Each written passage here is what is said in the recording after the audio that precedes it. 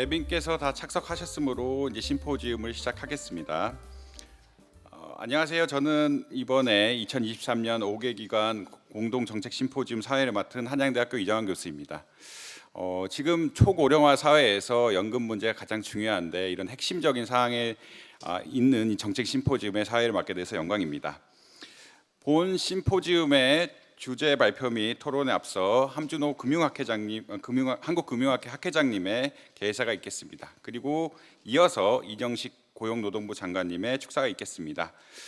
이 순서로는 이제 일단 개회 행사를 시작으로 주제 토론, 그리고 패널 토론, 질의응답 순으로 진행을 하도록 하겠습니다.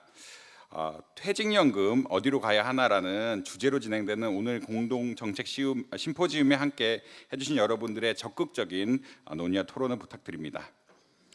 그럼 한국금융학회 함준호 회장님의 개회사를 시작으로 본격적인 행사를 시작하도록 하겠습니다.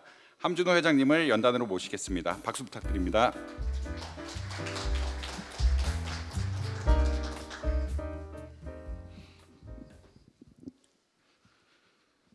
안녕하십니까.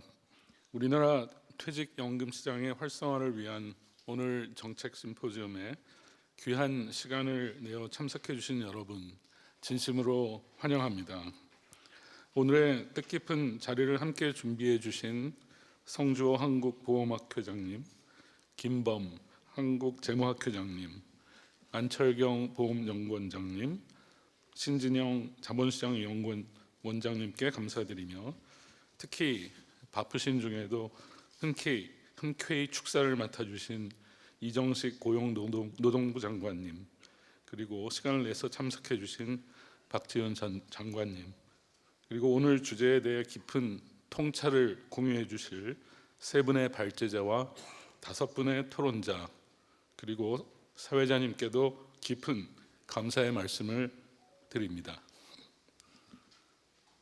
주지하시는 바와 같이 퇴직연금의 활성화는 초고령 사회 진입을 목전에 두고 있는 우리 경제의 안정적 성장을 위해 더 이상 미룰 수 없는 기묘한 과제입니다. 고갈이 애견된 공적 연금을 보완하여 고령층의 후생 안정을 도모함은 물론 퇴직연금을 통해 은행과 부동산으로 집중되고 있는 금융저축을 자본시장으로 분산시켜 혁신 부분에 대한 투자 활성화와 국민 경제의 생산성을 높이는 효과도 기대할 수 있습니다. 그러나 우리나라의 퇴직연금 시장은 수차례에 걸친 제도 개선 노력에도 불구하고 다양한 제약 요인으로 인해 제 기능을 발휘하지 못하고 있습니다. 노후 대비 저축의 필요성에 대한 인식 부족, 수수료 대비 낮은 운용 수익률 등으로 도입률이 저조하며 노후 생활 보장 기능도 취약합니다. 협소한 국내 금융시장, 자산 운용 및 리스크 관리 역량 미흡, 다양하고 매력적인 위험 투자 상품 부족 등으로 안정적인 은퇴 자금을 형성하기에는 투자 위험이 높아서 원리금 보장 상품에 편중된 구조가 지속되고 있습니다. 아울러 제도 운영의 비효율적인 지배 구조, 이해상충과 대리인 문제, 정보 제공 미흡과 낮은 투명성 등으로 시장의 신뢰 또한 높지 못한 것이 현실입니다.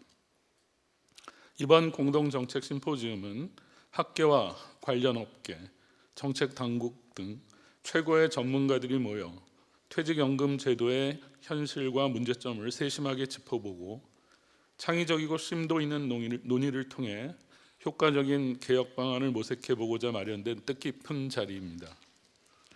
오늘 심포지움에서는 먼저 강성호 박사님께서 우리나라 퇴직연금의 현황 평가와 더불어 주요국 사례를 통해 퇴직연금의 자동 연금화 방안에 대해 발제해 주시고, 이어서 송홍선 박사님께서 소득 대체율을 국제적 수준으로 높이기 위한 혼합형 활성화, 기금형 도입 등 퇴직연금 운용 체계 개편 방안을 제시해 주실 예정입니다. 다음으로 박종원 교수님께서 퇴직연금이 보편적인 노후 안전망으로 기능하기 위해 요구되는 포괄 감독 체계, 리스크 기반 감독 등 규제 감독 개혁과 시장 규율 제고 방안에 대해 발제해 주시고, 이어서 전문가 여러분의 패널 토론이 이어질 예정입니다. 모쪼록 오늘 심포지움과 이 자리에서의 논의가 우리나라 퇴직연금 시장의 활성화와 도약을 이루는 중요한 초석이 되어 초고령 사회로 진입하는 우리 경제의 지속가능한 성장과 복지를 뒷받침할 수 있기를 진심으로 기대합니다. 감사합니다. 감사합니다, 함준호 회장님. 이어서 고용노동부 이정식 장관님의 축사가 있겠습니다. 이정식 장관님을 연단으로 모시겠습니다. 박수 부탁드립니다.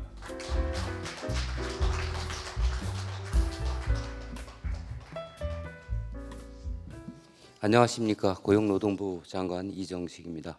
먼저 퇴직연금 제도에 대해 각별한 애정과 관심을 가지고 오늘 공동 정책 심포지움을 주최해 주신 함준호 한국금융학회 회장님을 비롯하여 성주호 한국보험학회장님, 김범 한국재무학회장님, 안철경 보험연구원장님, 그리고 신진영 자본시장 연구원장님께 감사의 말씀을 드립니다.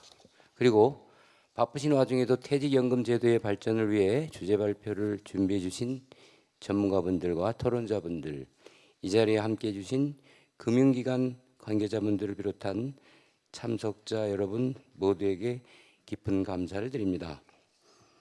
호모 100라는 말이 있습니다. 100세 이상을 살아가는 삶이 보편화된다는 의미로 2009년 유엔이 발간한 세계 인구 고령화 보고서에서 최초로 사용된 용어입니다. 2023년 우리나라 국민의 평균 기대 수명은 84.3세, 65세 이상 인구는 18.4%로 2070년에는 각각 91.2세, 45% 이상이 될 것입니다. 호모 100 시대 초고령 사회로의 진입을 눈앞에 둔 지금 은퇴 후 건강한 노후 생활을 위해 퇴직연금 제도가 나아가야 할 방향 설정이 중요한 시기입니다. 정부는 근로자의 노후 소득 보장을 위해 2005년에 퇴직연금 제도를 도입했습니다. 적립금은 매년 10% 이상 증가하여 2022년 말에는 336조 원에 이르고 43만 개 사업장에서 680만 명의 근로자가 가입하는 등 빠른 양적 성장을 보이고 있습니다. 이제는 질적 성장기에 접어든 만큼 연금 수령의 세제 혜택 등을 확대하여 연금성을 제고하고 적립금 운용 수익률을 높여 보장성을 강화해야 할 때입니다.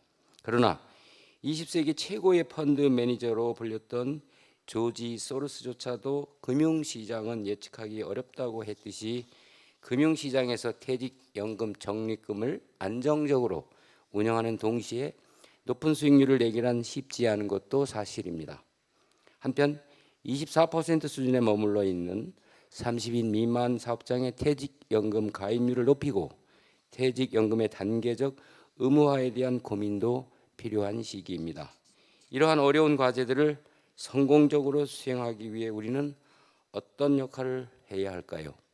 저는 지난주 코리아타임스가 주최한 AI 시대 노동시장 변화와 전망이라는 포럼에서 19세기 영국의 붉은 깃발법을 예로 들어 두려움과 불안감으로 인해 변화를 저해하는 시대착오적인 규제를 하는 것은 바람직하지 않음을 강조한 바 있습니다. 붉은 깃발법으로 영국의 자동차 산업이 정체되어 있을 때 독일과 미국은 혁신을 이루어냈습니다. 오늘은 독일에서 어떻게 혁신이 이루어졌는지를 이야기해 보고자 합니다. 1886년 세계 최초의 가솔린 엔진 자동차인 페이턴트 모토바겐의 발명자는 칼 벤츠입니다. 벤츠의 창립자죠. 그러나 역사는 이 자동차의 시운전자를 칼 벤츠가 아닌 그의 아내 베르타로 기록하고 있습니다.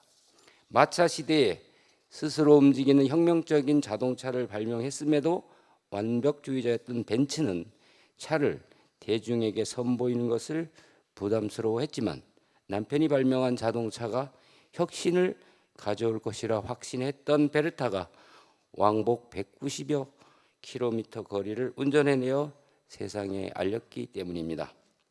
퇴직연금제도의 발전과 혁신을 위해서는 정부, 퇴직연금 사업자, 전문가 등이 한 팀이 되어 누군가 때로는 칼 벤츠처럼 제도를 끊임없이 다듬는 역할을, 그리고 또 누군가 때로는 베르타 벤츠처럼 새 제도가 시행될 수 있도록 지원을 아끼지 않는 역할을 해주어야만 합니다. 이번 심포지움에서는 퇴직연금의 연금성, 보장성 강화뿐만이 아니라 그간 정부에서 잘 다루지 않았던 퇴직연금 감독 체계에 대해서도 논의하는 것으로 알고 있습니다. 오늘 이 자리를 통해 퇴직연금 제도가 근로자의 든든한 노후 안전망으로 성장할 수 있는 다양한 방안들이 논의되기를 기대합니다. 고용노동부도 퇴직연금 제도가 더욱 많은 이들의 관심 속에서 건강하게 성장할 수 있도록 꾸준히 제도를 개선해 나가겠습니다. 감사합니다. 감사합니다, 장관님.